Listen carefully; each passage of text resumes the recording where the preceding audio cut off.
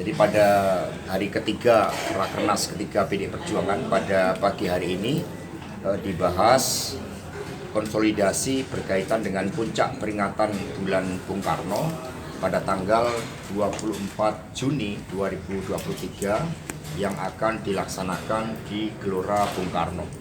Ini merupakan suatu momentum yang sangat penting di mana seluruh elemen partai menyatu dengan rakyat, dengan relawan untuk meneguhkan suatu komitmen bagi kemajuan Indonesia Raya dengan mengambil seluruh spirit perjuangan dari Bung Karno, proklamator dan Bapak Bangsa. Kemudian dilanjutkan penajaman pemenangan pemilu yang akan disampaikan oleh Mas Bambang Pacul Wuryanto dan Pak Utut Adianto. Dan kemudian siang hari nanti diharapkan dilakukan pembahasan terhadap hasil-hasil sidang komisi yang merumuskan dua rekomendasi, yaitu internal dan eksternal.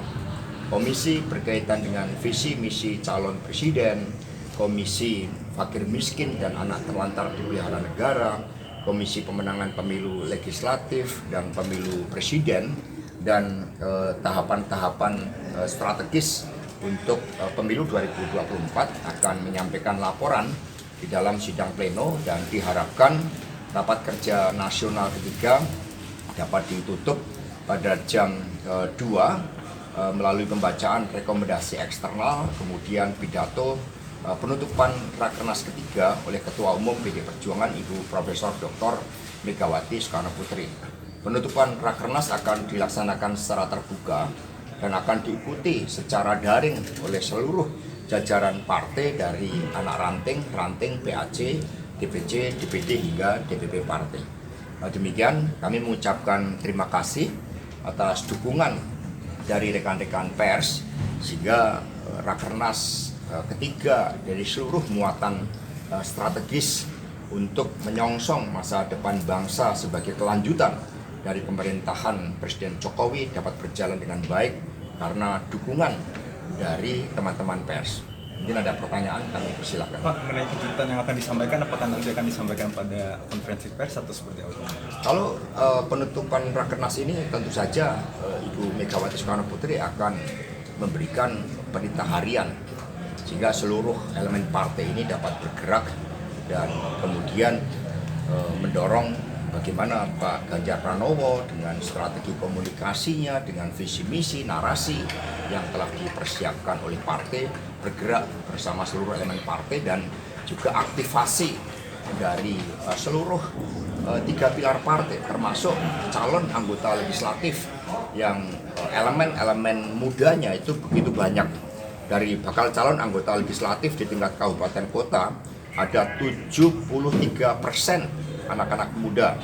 Kemudian di tingkat provinsi ada 68% dan di tingkat nasional ada 53%. Sehingga ini akan menjadi mesin pergerakan yang efektif, apalagi dengan narasi visi misi yang jelas dan juga suatu desain komunikasi yang sudah dibahas dan mendapat tanggapan dari Ibu Ketua Umum, Mbak Puan, dan juga para pakar komunikasi. Bang, tadi kan yang dibahas juga soal proses penajaman pemilu. Apakah kemudian ada item soal bacawa pres yang kemudian masih akan dibahas atau apa aja itu? Bakal calon wakil presiden di dalam pandangan umum memang dibahas peta secara dinamis.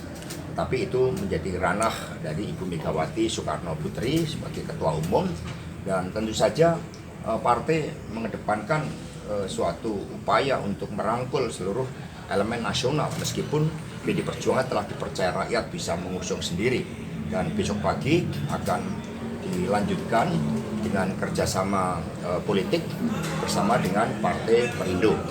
Itu akan dilakukan pada pagi hari, dan kami juga mengharapkan kehadiran dari teman-teman pers. Mas Hasto, nama Pak Basuki dan Mas Ahaye kan kemarin masuk dalam radar cawapres PDIP. Namun keduanya ini menolak untuk menjadi cawapres dari PDIP. Apakah akan dicoret dari radar cawapres?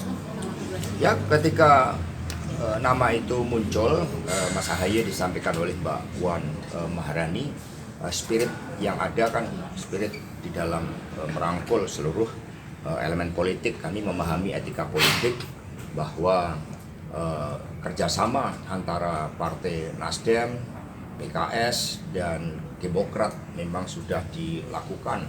Tetapi ketika ada masukan itu yang menjadi tanggung jawab dari kami untuk disampaikan ke publik. Sehingga tentu saja dialog-dialog meskipun ada perbedaan posisi politik itu suatu hal yang sangat penting karena politik ini harus membuka ruang dialog. Dari aspek eksternal lingkungan strategis kita melihat bahwa antara Iran dan Arab Saudi oleh campur tangan Tiongkok itu bisa bertemu sebagai dua negara yang selama ini bertikai ternyata juga bisa melakukan perundingan.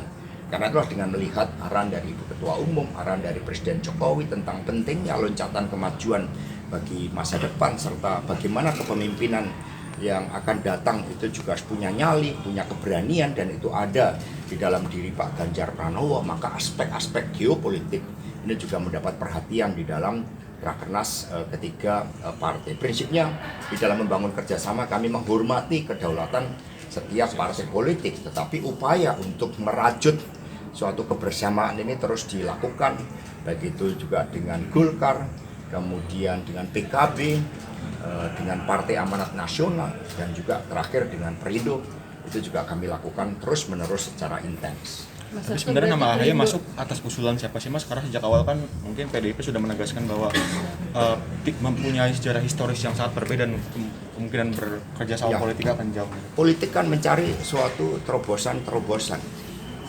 Inilah hakikat yang sebenarnya terlebih sebagai bangsa yang punya spirit gotong royong. Ini saya dengan Pak Eriko, dengan Pak Nusirwan juga sama. Di DPR ini semua dilatih untuk menjalin suatu komunikasi, apalagi Mbak Puan dalam kapasitas sebagai Ketua DPR RI, sehingga berkomunikasi, berkoordinasi dengan seluruh fraksi itu merupakan keseharian kepemimpinan yang dilakukan oleh Mbak Puan Maharani. Dari situlah nama itu muncul. Pak, mengenai geopolitik tadi, apakah ini PDIP mencari cawapres untuk Ganjar yang berlatar belakang militer atau seperti apa? Karena mengingat nama AHY juga kan memiliki background militer.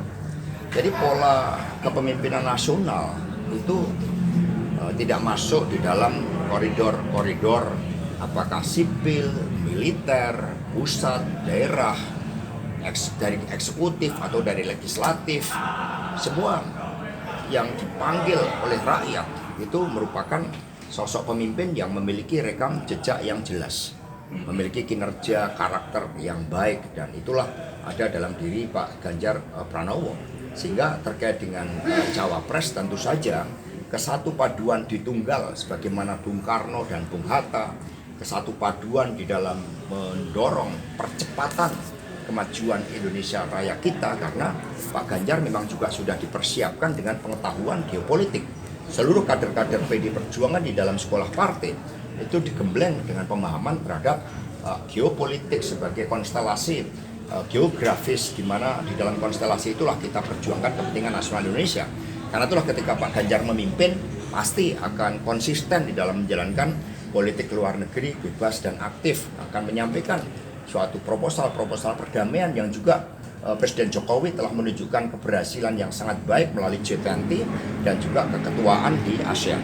Mas, kemarin ada video viral di mana Pak Jokowi dalam rapat kerja nasional yang secara tertutup itu hari pertama memuji-muji Mas Ganjar nih.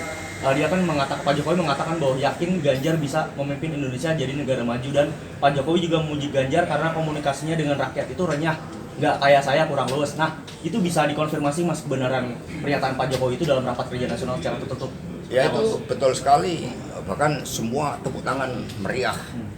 Karena pernyataan dari Presiden Jokowi itu juga menunjukkan beliau mempersiapkan suksesornya, dimulai dari rambut putih, mukanya berkerut, punya nyali, keberanian, kemudian komunikasi politiknya sangat baik, tinggal pergerakan bersama, sehingga itu juga menunjukkan ke satu paduan kepemimpinan yang dilakukan oleh PDI Perjuangan sejak Bung Karno, Ibu Mega, Presiden Jokowi, dan the next presiden melalui kerja keras kita semuanya adalah Bapak Ganjar Pranowo. Modalitas Pak Ganjar itu sangat kuat, itulah yang disampaikan oleh Bapak Presiden Jokowi. Kami mengucapkan terima kasih tentu saja, dan apa yang disampaikan oleh Presiden Jokowi juga memberikan berbagai agenda-agenda, langkah-langkah strategis yang harus dilakukan partai, sehingga di Rakernas ini kami bentuk tim khusus yang menjawab berbagai masukan-masukan, usulan pemenangan dari Presiden Jokowi tersebut. Mas Hasto, Terakhir mas. Ya. Mas kemarin itu Pak Sudirman Said bilang kalau upaya penjagalan Mas Anies itu masih ada begitu, bahkan ada pejabat maupun pimpinan parpol yang berupaya menarik salah satu parpol koalisi perubahan. Nah, tanggapan dari PDI bagaimana sih? Ya, ketika Apakah kita tahu lihat pengalaman dari Presiden Jokowi ketika dari gubernur melangkah menjadi calon presiden dan kemudian terpilih menjadi presiden, begitu banyak penjagalan. Tetapi sikap dari Pak Jokowi, Pak Ganjar, PDI Perjuangan itu kan selalu percaya pada jalan keyakinan bahwa ketika politik itu berbasisnya kinerja, ketika politik itu mampu menyerap aspirasi rakyat yang dituangkan di dalam narasi kemajuan, maka ini akan mendorong rakyat untuk bergerak bersama, terjadi bonding, kata Ibu Megawati Soekarno Putri. Sehingga pemimpin yang berprestasi itu selalu dihadapkan pada ujian, tetapi pemimpin yang tidak berprestasi itu menciptakan ganjalan-ganjalan seolah-olah seperti ujian. Tapi Mas Hasto, meskipun bisa dikatakan baca pres Mas Anies ini sebagai rival begitu nanti dalam 2024, tapi PDIP sendiri memang menentang adanya intervensi-intervensi untuk menjegal itu ya Mas? Ya buat apa kami melakukan ganjalan-ganjalan, karena rakyat sendiri kan sudah menceritakan kinerjanya, sumur resapan yang tidak membawa daya manfaat, apa yang dilakukan oleh Presiden Jokowi yang begitu baik di Jakarta tidak dilanjutkan, rumah untuk pengembelengan anak-anak agar punya suatu semangat berkemajuan, pelebaran sungai, mencegah banjir, itu kan tidak dilakukan. Sehingga ketika sosok itu tidak memiliki banyak prestasi, ya kemudian menciptakan sepertinya ada hambatan dari luar. PDI Perjuangan tidak pernah menghambat, karena kami belajar dari sejarah orang apa Ibu Megawati Soekarno Putri dihambat kepemimpinannya melalui kongres luar biasa, melalui serangan kantor PDI Perjuangan di Jalan Diponegoro, dan itu ketika pemimpin itu bergerak dengan keyakinan mengakar pada rakyat, seluruh hambatan tidak pernah mampu menggulung keyakinan dalam diri seorang pemimpin. Itu pelajaran terbaik, dan itulah yang dimiliki oleh Bung Karno, Ibu Mega, Presiden Jokowi, dan Pak Ganjar Pranowo. Kalau dilihat dari acara besok, lagi soal Besok, Fredo besok.